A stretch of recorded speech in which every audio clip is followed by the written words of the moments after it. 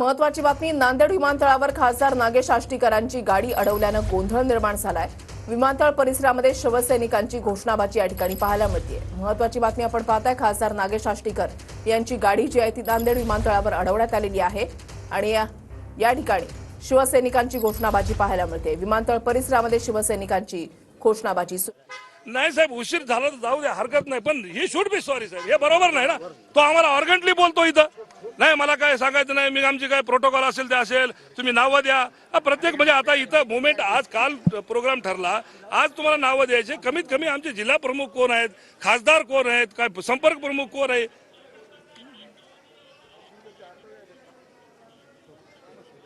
नाही साहेब आता मला ठीक आहे, नाही नाही मला त्याच्याबद्दल दुमत नाही। सगळ्याला आपण जर करत असेल तर हरकत नाही। रनवेवर जाऊन चुतिया लोक फोटो काढायला लागले तिथे जाऊन, तेव्हा तिथं काही होत नाही का? त्यावेळेस तो प्रोटोकॉल नाहीये का? बीजेपीचे लोक मधात जातात ते प्रोटोकॉल नाहीये का? पाठवा साहेब इथं कोणाला, ही शुड बी सॉरी, बिलकुल ही शुड बी सॉरी। नाही तर आम्ही बाहेर जातोय, आम्ही बाहेर जाऊन थांबतो, तिथं येऊ द्या। ठीक आहे ना साहेब, मी मान्य करतो, ते मी मान्य करतो, नाही दिलं म्हणून मान्य करतो।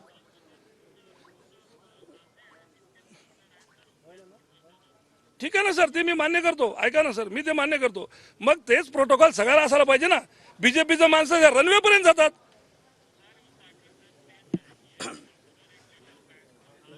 रनवे मध्ये जायचं नाव येतो का साहेब लेटर पॅडवर? येडे लोक साहेब, जे कोणी पदाधिकारी नाही ते लोक रनवे पसरून चालले, फोटो काढायला तिथून जाऊन। आणि आमचे इथं पदाधिकारी, इथं खासदार लोक आम्ही तिथं बसतोय तर दादा पंतप्रधानांसोबत फोटो आहेत रनवेवरले, कोणी पदाधिकारी नसले। नाही साहेब, काय प्रोटोकॉल आमचा आहे का नाही आहे? आम्ही थांबतो, बाहेर थांबतो।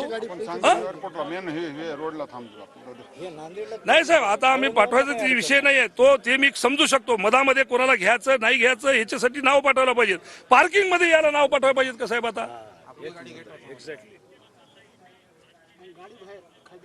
नाही, पार्किंग मध्ये याला काय अडचण आहे का साहेब? पार्किंग कशासाठी ठेवली आहे?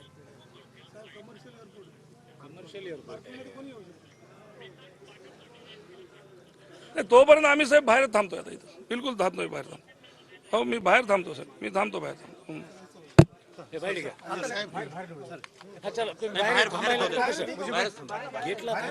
जोरदार होती बातमी,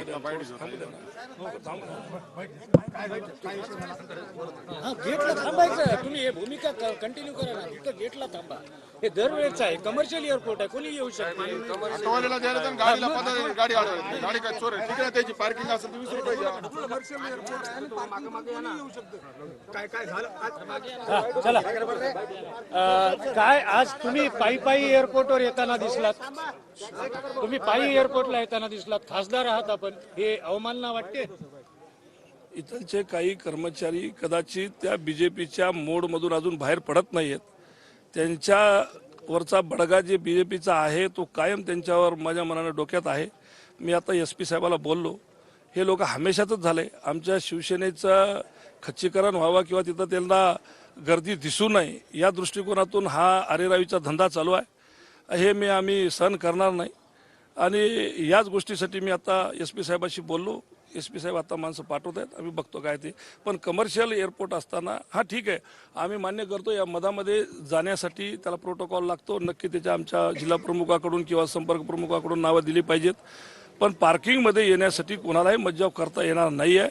पण अशा प्रकारचा मज्जाव हे सगळ्याला करत असल्यामुळं माझीसुद्धा मी गाडी बाहेरच थांबून, माझी एक गाडी मी इथं संजय राऊत साहेबाला आणण्यासाठी मी रिसिव्ह करण्यासाठी पाठवली होती, त्या गाडीला यांनी अडवलं, हुज्जत खेळली त्याच्यासोबत खूप वेळ। आणि माझा लोगो मला जे शासनाने भारत शासनाने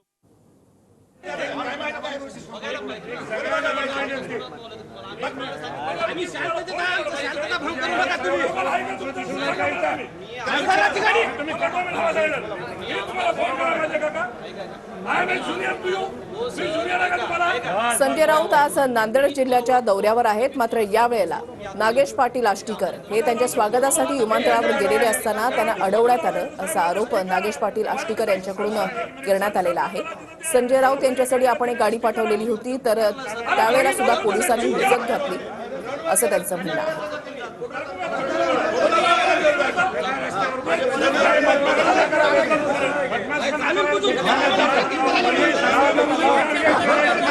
बदमाश बदमाशपणा करायला